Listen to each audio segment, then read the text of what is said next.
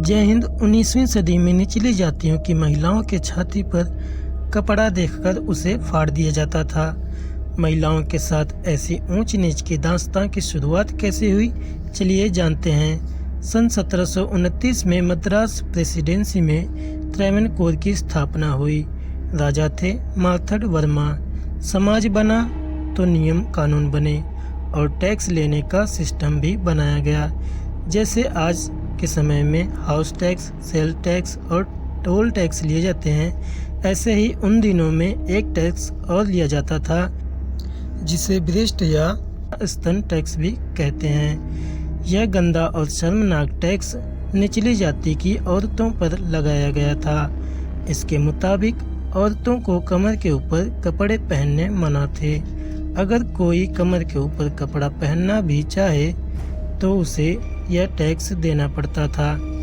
यह टैक्स स्तन के साइज पर भी निर्भर करता था। जिसकी छाती बड़ी होती उसे ज़्यादा टैक्स देना पड़ता और जिसकी छाती छोटी होती उसे कम टैक्स देना पड़ता।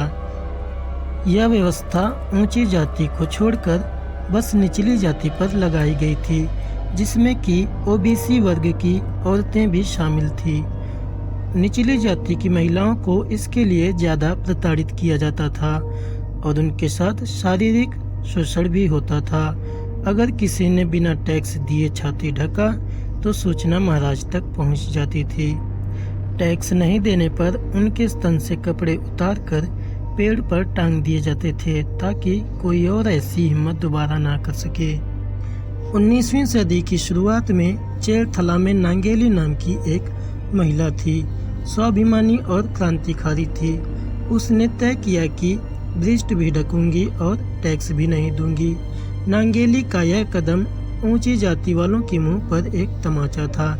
जब अधिकारी घर पहुंचे टैक्स लेने तो नांगेली के पति चिरकुंडन ने टैक्स देने से मना कर दिया।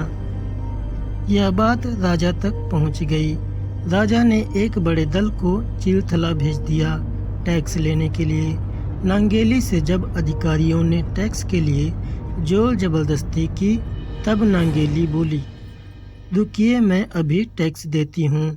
नांगेली ने चाकू लिया और अपने स्तन को काट दिया और कहा, ले जाओ और राजा को दे दो। सभी हैरान हो गए और वहाँ से अधिकारी भाग गए। लगातार ब्लीडिंग से नांगेली की मृत्यु हो गई। नांगेली की मृत्यु के बाद उसके पति चिरकुंडन ने नांगेली की चिता में कूदकर जान दे दी। भारतीय इतिहास में किसी पुरुष के सती होने की यह एकमात्र घटना है। इस घटना के बाद विद्रोह शुरू हो गया और हिंसा शुरू हो गई।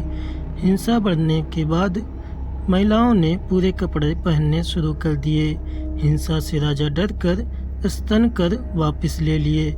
यह सिर्फ नादर जाति की औरतों के लिए था, परंतु अन्य जातियों से यह वसूला जाता था।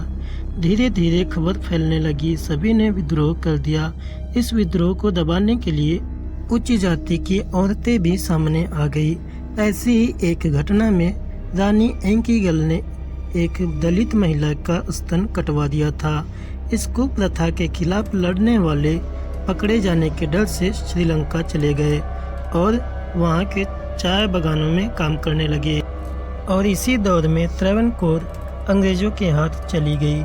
गवर्नर ने कहा, नीची जातियों से अगर वे ईसाई बनते हैं तो वे हिंदू धर्म से मुक्त हो जाएंगे और हिंदुओं का ये नियम उन पर नहीं लागू होगा।